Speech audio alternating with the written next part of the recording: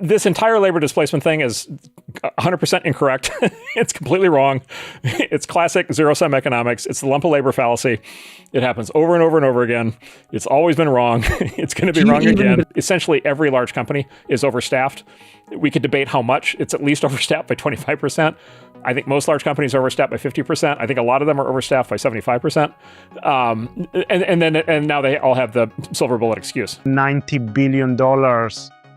That's how much Marc Andreessen's firm has invested in the technology that is reshaping the economy right now.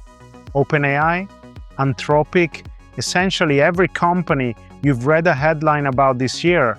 And from that position, as the most powerful technology investor alive, he looked at the anxiety about the AI and jobs and said, completely wrong, fake, embarrassing. So I want to do something different with this video. I'm not going to summarize what he said. I'm going to give him every chance to make his case in his own words. And then I'm going to show you what he's choosing not to see. You'll get my verdict at the end. Subscribe if you're new. Let's hear him out first. First of all, I would say this is the biggest technological revolution of my life. And, hopefully I'll see more like this in the next, 30 years. But I mean, this is the big one. And just in terms of order of magnitude, this is clearly bigger than the internet. The comps on this are things like the microprocessor and the steam engine and electricity. So this is a really big one. Yeah, well, look, if we didn't have AI, we'd be in a panic right now about what's going to happen to the economy, right? Because what we'd be staring at is a future of depopulation, and depopulation without new technology would just mean that the economy shrinks.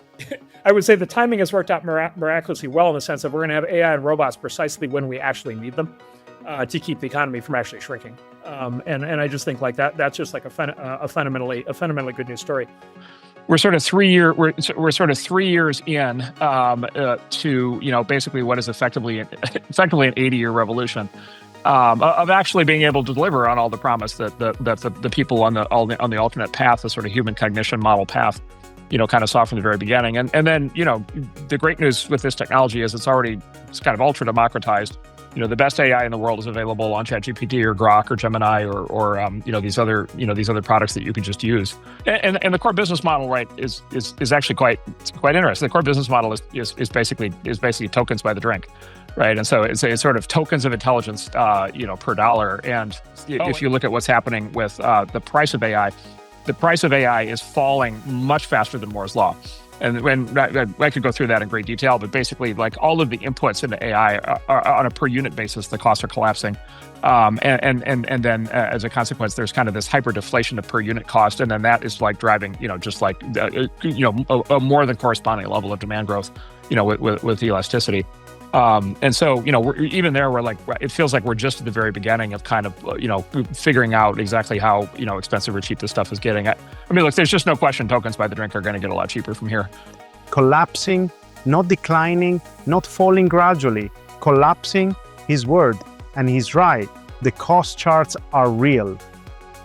The revenue growth at the leading AI companies is real. The 80-year arc from the first neural network paper to ChatGPT landing on 100 million people in 5 days. That's real too. Where it gets complicated is the gap between the macro story and what's happening to specific people right now. That gap is where this video lives. Yeah, so the job substitution, job loss thing is it's very reductive. I think it's an overly simplistic model. And again, it goes back to what I said at the very beginning, which is we've actually been in a regime for 50 years of very slow technological change in the economy. And so, and again, like I said, it's at a half the rate of the previous era, and then a third the rate of 100 years ago. And so we're coming out of this kind of phase where we've had almost no technological progress in the economy. We've had remarkably little job churn as a result of that relative to any historical period. And so even if AI ticks up, even if AI triples productivity growth in the economy, which would be a massively big deal, it would take us back to the same level of job churn that was happening between 1870 and 1930. There's the concept of the job, but the job is not actually the atomic unit of what happens in the workplace. The atomic unit of what happens in the workplace is the task. And so, and then what the way the economists think about it is a job is a bundle of tasks. And everybody wants to talk about job loss, but really what you want to look at is task loss, right? The tasks changing. And so the job persists longer than the individual tasks. Now we literally, with AI, have a technology that transfers sand into thought.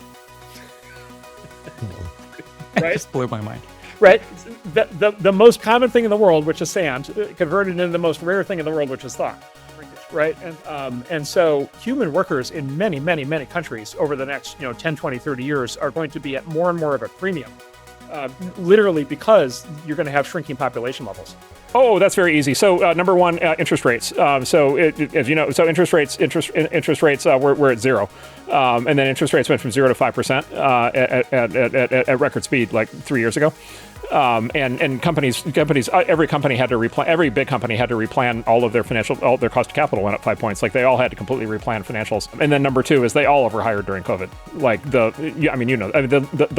hiring binge the companies went on in COVID was just like wild.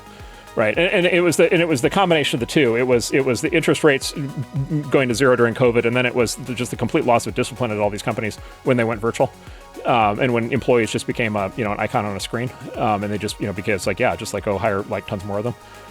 And so specifically what you have happening right now is you have essentially every large company is overstaffed. We could debate how much. It's at least overstaffed by 25%. I think most large companies are overstaffed by 50%. I think a lot of them are overstaffed by 75%. And now they all have the silver bullet excuse, right? It's AI, right?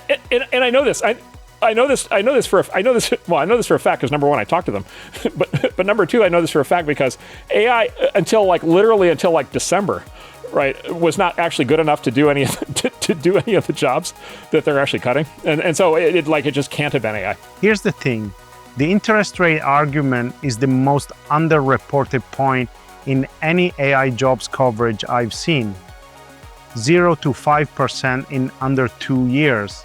Every company had to replan from scratch. Of course, hiring froze. Of course, headcount came down. That would have happened with or without a single AI model. And he's right that AI wasn't capable enough to replace most of those roles until very recently. The timing doesn't add up, but the layoffs weren't caused by AI and AI won't cause job losses are two completely different claims. He keeps sliding between them, and the slide is where I think the argument breaks.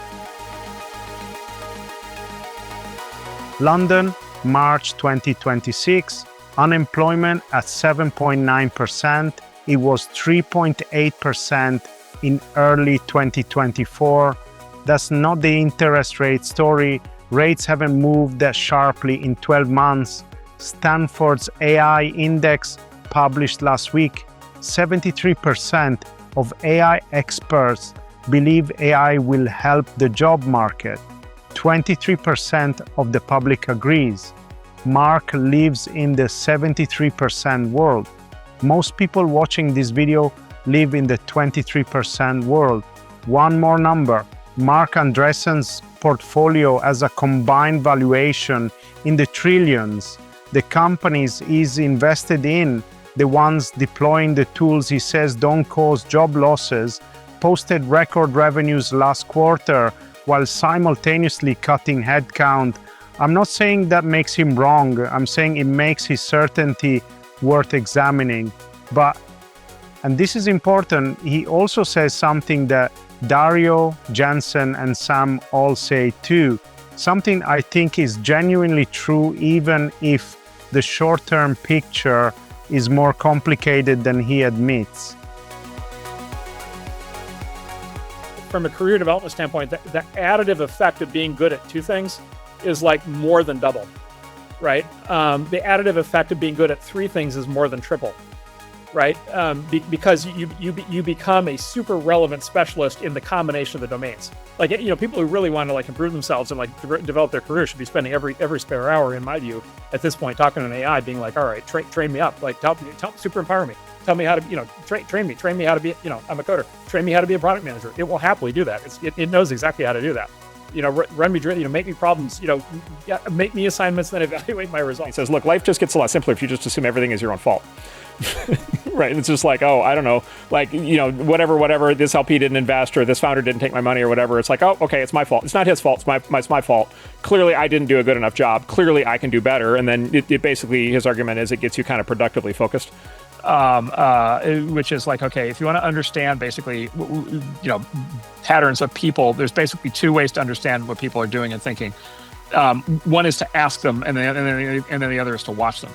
And like every social scientist, like every sociologist will tell you this, which basically is you can ask people, right? And the way you do that, right, is like, surveys, focus groups, polls, what they think. But then you can watch them, and you can do what's called reveal preferences, or just observe behavior, because you can actually watch their behavior. And what you often see in many areas of human activity, including politics and many different aspects of society and culture over time, is the answers that you get when you ask people are very different than the answers that you get when you watch them.